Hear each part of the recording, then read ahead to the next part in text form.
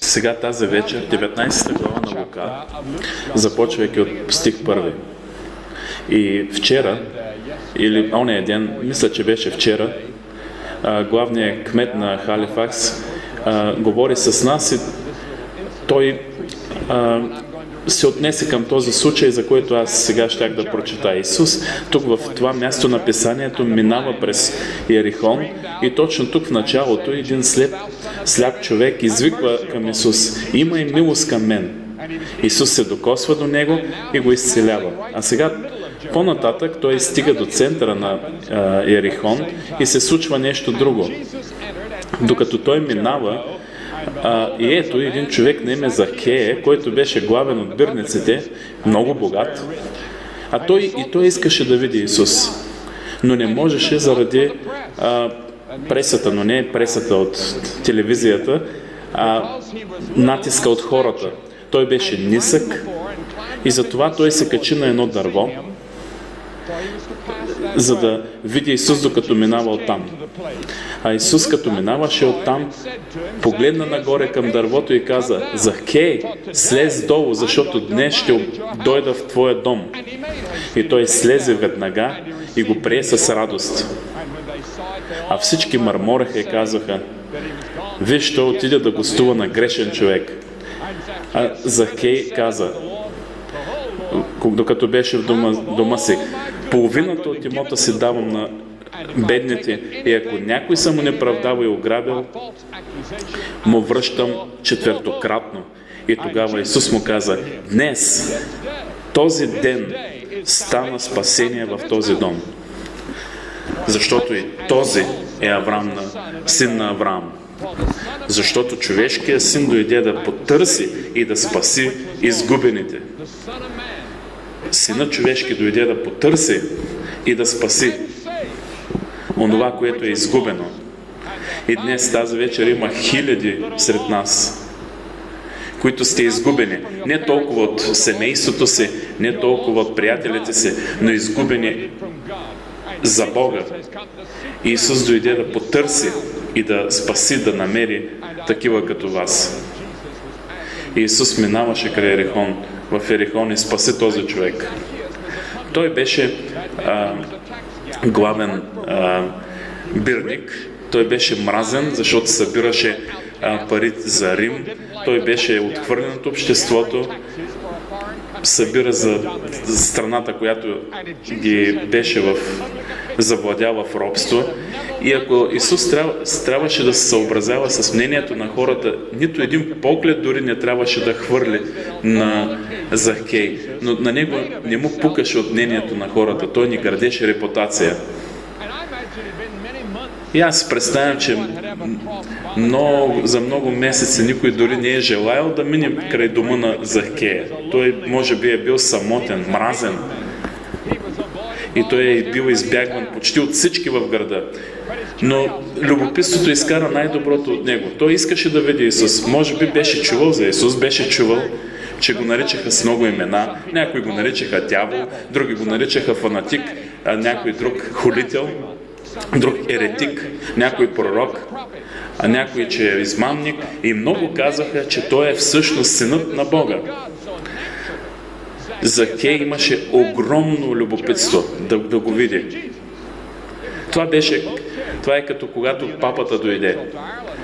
Хората дойдоха от Мексико дори да го видят. Особено, че беше от изтока, от Полша.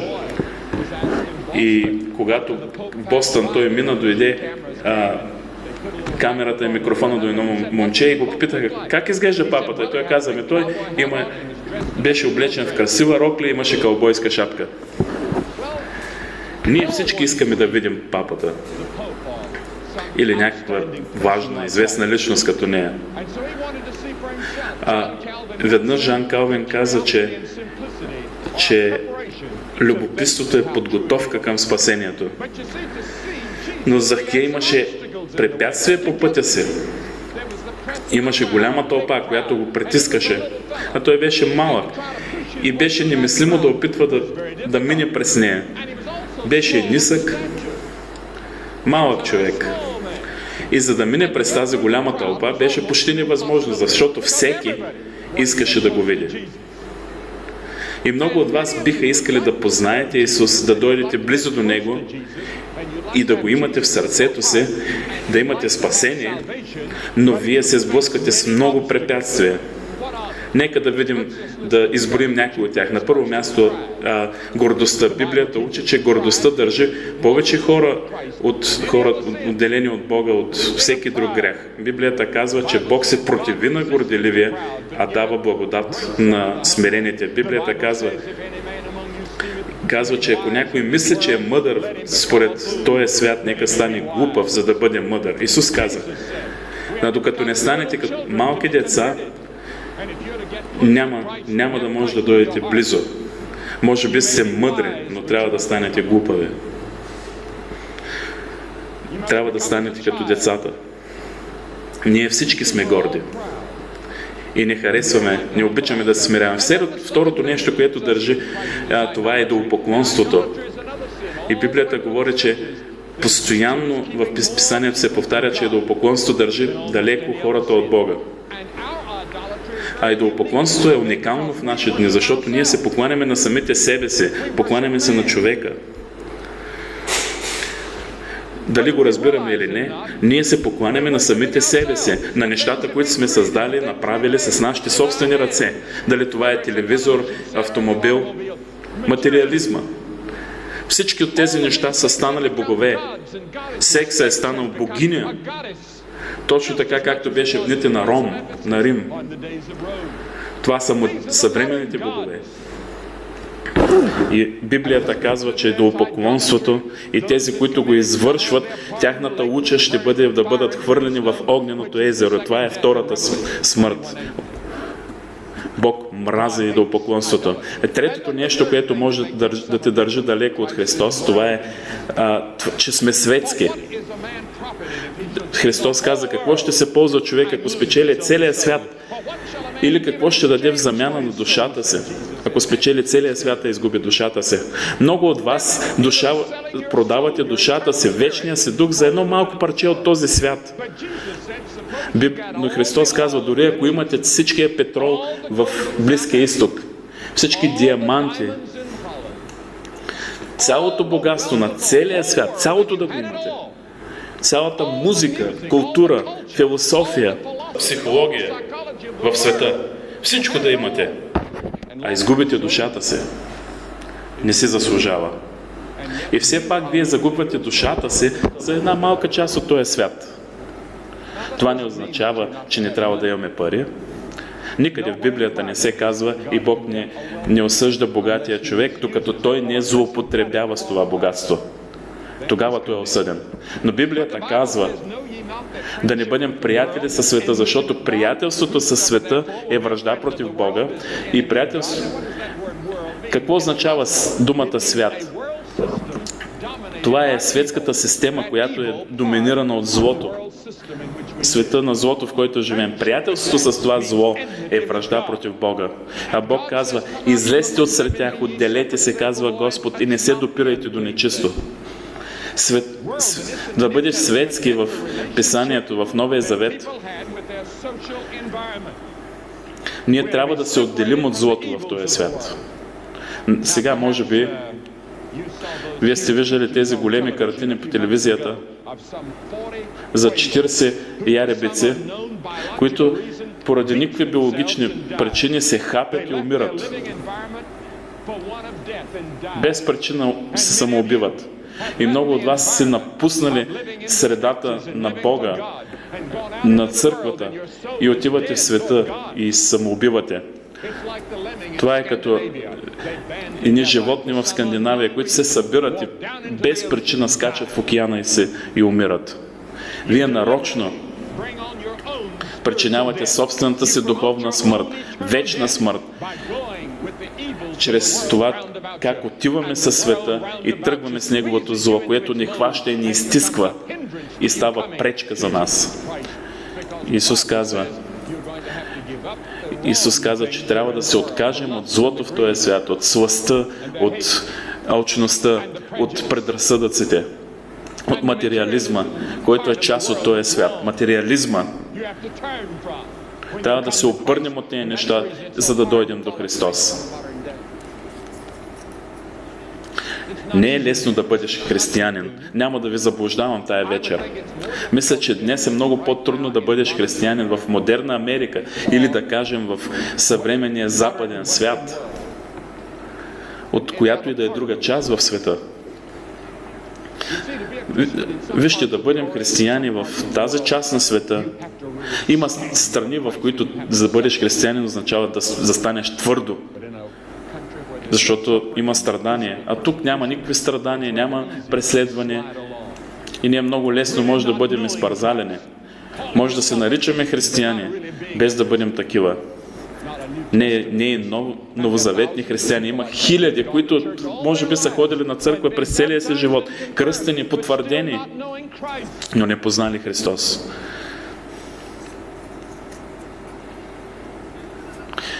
И друга пречка, която ни спира са скритите грехове. Затова псалмопевецът се моли: очисти ме от скритите грехове. И затова се молим те да застанат пред нас. Библията казва, че всичко ще бъде доведено до откриване. Павел пише, че ще дойде ден, когато Бог ще съди тайните дела на човеците чрез Христос. Ние може да заметем под килима нашите тайни грехове, но Божията записвателна машина върви и всичко се записва. Твоите мисли, намерения, морални избори, които правиш, всичко се записва на тези компютри. И в деня на съда, дори ще се опиташ да отвориш устата си, за да се оправдаеш, но няма да можеш. И твоите тайни грехове, дори може приятелите ти не знаят, семейството не знаят за тях, но ти знаеш. И Бог ти е говорил за тях. Като някакъв Холкон телевизор. Виждал съм го май един път или два пъти. Не съм го виждал, но съм чел. Разбирам, че целта на тая машина е да изкара личността от теб. И вие може би се борите с скрития човек с вас, с скритите грехове. Единственият начин да ги победим е да ги изповядаме тая вечер, да дойдем при Христос, да ги сложим, да ги признаем. Аз се предавам. Следващото, което спира човека, е себеправедността. Спира хората да дойдат при кръста. Библията казва, че има поколение, което е чисто пред очите си и все пак пътищата им са криви. Чисти в очите си. Тупаме се един друг по гърба и казваме: ние сме добри, докато всъщност сме лоши. Казваме, че сме добри, докато всъщност грешим и нарушаваме Божия закон. Това ни държи далеко от Христос.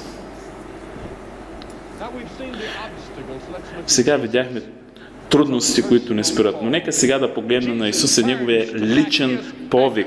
Той се обръща към Захей и казва: Захей, слез от дървото. Той седи там на клона, наблюдава и изведнъж най-непопулярният човек в града, най-мразения, най-грешният, чува името си, което е изречено от великия пророк. Исус му казва: Захей, можете ли да се правите как се е сепнал? Тази голяма тълба, всички религиозни лидери, и сега се обръща към него лично. Библията казва, че Исус е добрият пастир и той се обръща към своите си по име. В Битие четем, че той слиза в градината и се обръща към Адам лично и казва: Адаме, къде си? И по-късно той викаше Авраам, Яков, Моисей,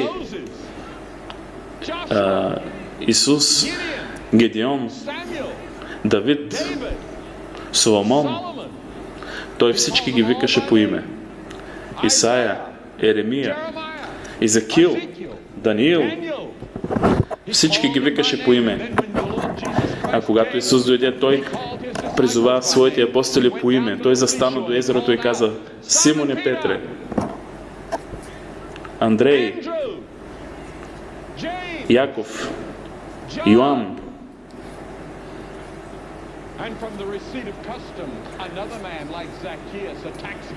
Друг подобен на Захей, Матей, друг бирник. Следвай ме. А по пътя за Дамаск, той каза: Савле, Савле, Савле, защо ме преследваш? А на остров Патмос той се обърна и каза: Йоан, той те призовава по име. Джим, Мери, как е твоето име? Петър?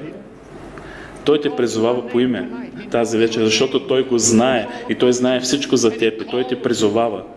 И той казва: Мери, стани, ела и ме приеми.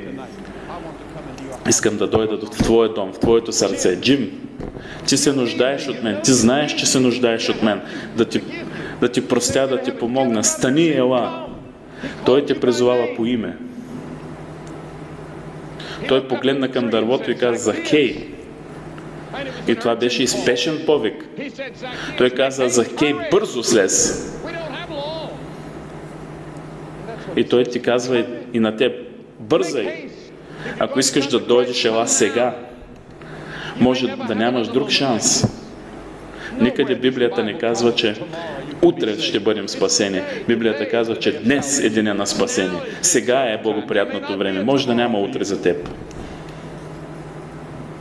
Има един малък стих в нашия химн, който често пропускам, но той е красив. О, Господи наш Боже, стани! В Теб са нашите надежди. Боже, спаси ни всички. Това е моята молитва тази вечер за вас. Спаси ни, Боже, всички. Това е, за което дойде Исус, да потърси и да спаси тези, които са изгубени. Днес Той спешно те вика по име. И това беше в същото време успешен повик, защото Захей побърза.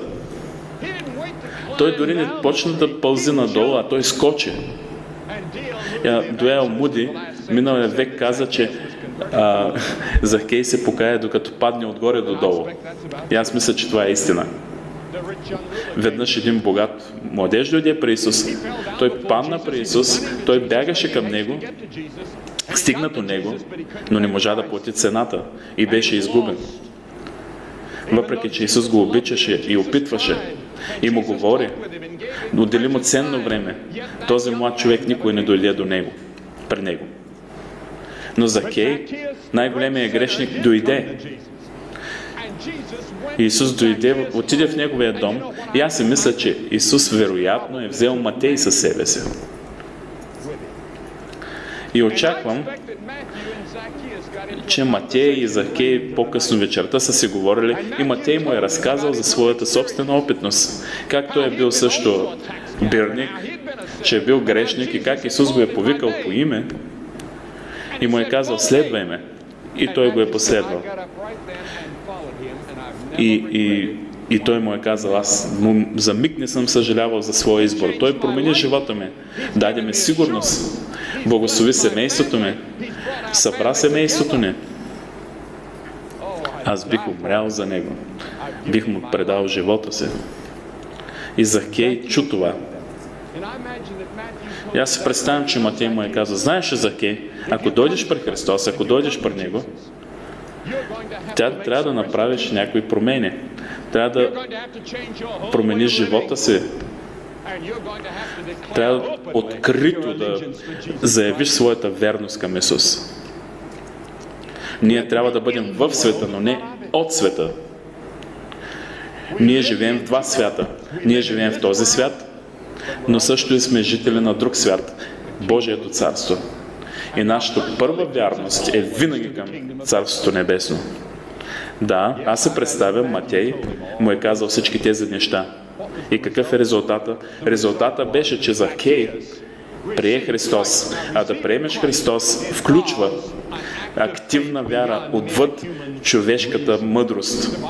Библията казва, че естественият човек не поема, не разбира нещата от Божието царство и те са глупост за него.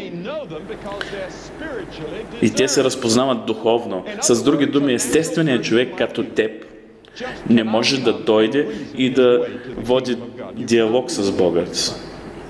Представям се Захей, ако беше тръгнал по пътя на философията, или беше се включил в всички теологични дебати за Исус. Не, той с радост прие, с вяра, просто като малко дете. И Исус прие него и му прости. Вие виждате, Христос чука на вратите на сърцето ни тая вечер и Той моли хора, пита ги да го приемат. А те го обвиняваха. Обвиняваха го чрез думите, че Той приема грешници. А вие не сте ли грешници? Не сме ли нарушили Божия закон? Аз съм грешник. Със сигурност и вие сте грешници. Но Той приема грешници.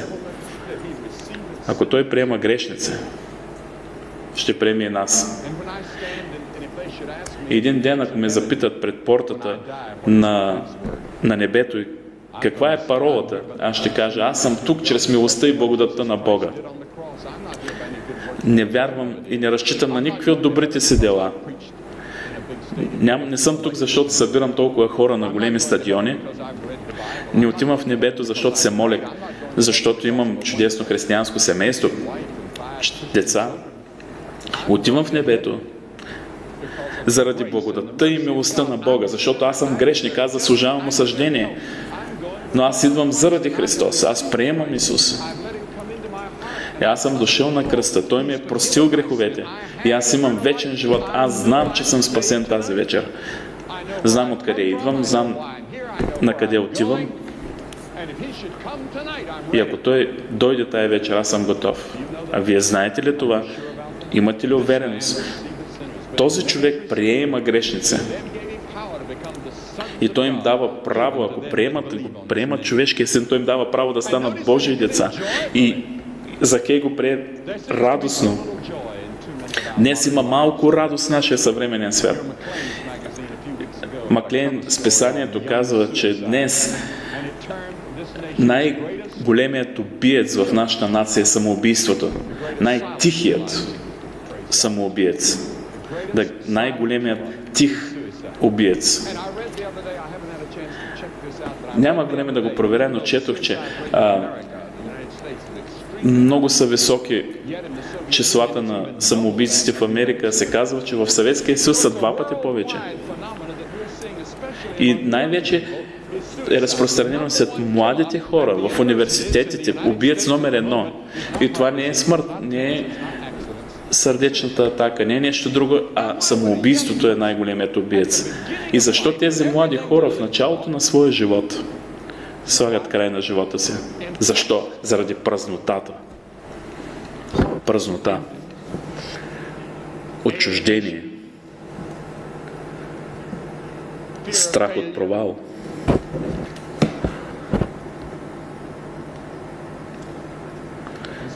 И затова те решават да свършат всичко. Но това не е края. Само убиваш тялото. Душата ти, духа. Те ще живеят вечно. Всичко, което правиш, преминаваш от една част от живота в друга, но продължава това отчуждение. Това отделеност от Бога. Но милостта на Бога се простира сега и тук, ако го приемеш и ако му позволиш да влезе в живота ти. Тогава ще разбереш какво е да бъдеш радостен.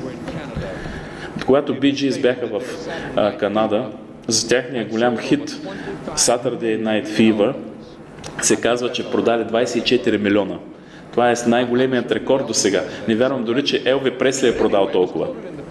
Но Бери Гип в самото време, когато се усмихваше в камерите, които са мислили, че той е бил в най-прекрасното си време, но той каза, че вътре се чувствах ужасно. Знаете ли, аз често срещам много такива звезди. Навсякъде по света сме ги срещали и ги познаваме. И ние откриваме колко жалък може да си, дори да си на върха на успеха. И всеки гледа към теб и казва, аз искам да бъда като него. Но толкова да си мизерен отвътре. Или човек, който търси политическа власт. Ако стана президент на Америка, И той като момче си каза, само да стана, ще бъда най-щастливият човек. Отива в Белия дом, там е толкова самотен. Товарът е толкова голям. Може да видиш как той остарява буквално на екрана, президента. Без Христос да изпълни тази празнота, нищо не може да даде задоволство. Секса не може, наркотиците, властта, известността, всичко това е нищо. Христос е всичко. И ако ти приемеш Христос, ще приемеш живота с главно Ж, още сега. Да, Закей прие Христос с радост. Аз четях в Атлантас за едно момиче, искам да го предам на младите хора тук. Мога ли да кажа нещо на това дете Пот, който бил най-великият, който писал по-рано? Аз съм тинейджърка и аз бях вдигната в облаците през последните 3 години. Но не Пот го направи за мен, а Исус. Не се нуждае от наркотици, но стимулите ми идват от Христос. И от тук идва наистина силата. Дай живота си на Христос и ще имаш най-великата радост. Забележете и друго нещо. Закей открито изповяда Христос, публично. Той застана пред всички, пред целия град. И той каза, аз бях на погрешен път, аз съм грешник. Искам да възстановя всичко, което съм ограбил. Каквото и да ми струва. От сега ще следвам Исус. Той е мой Господ. Той дойде и да потърси мен в този град, Ярихон. Той дойде до Халифакс. Тук дойде, за да търси и да спаси теб. И той те призовава по име. И той казва, побързай, ела. Защото сега е времето. Защото Библията казва, че който изповяда Сина, ще има Отец в себе си. Който изповяда, че Исус е Сина Божий, той има Бог в себе си. Исус казва, ако вие публично се отречете от мен, и аз ще се отрека от вас пред моя небесен Отец. Исус умря публично за нас, грешниците. Той кървеше публично за теб. И Той те моли публично да го приемеш.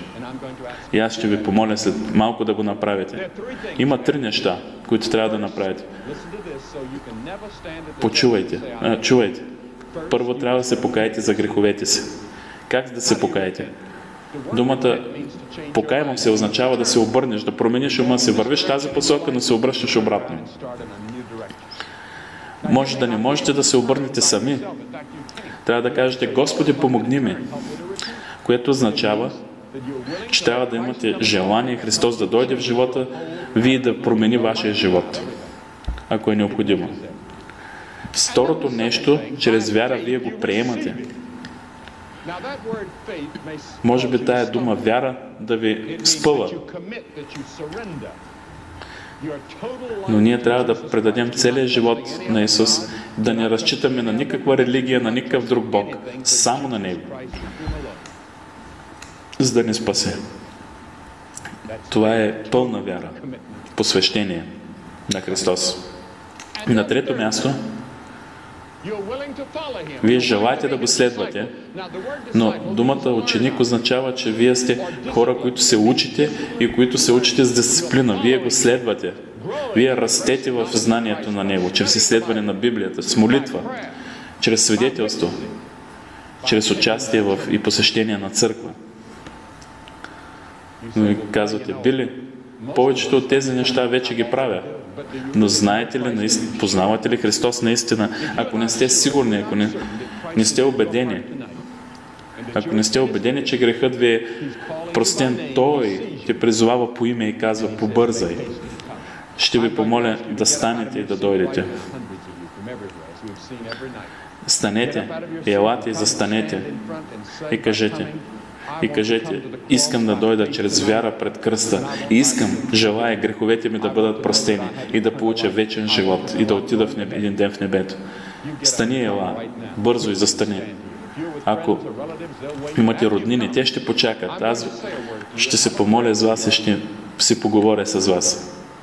Ние ще ви дадем и литература, която да ви помогне, но ще помоля никой да не напусне това място.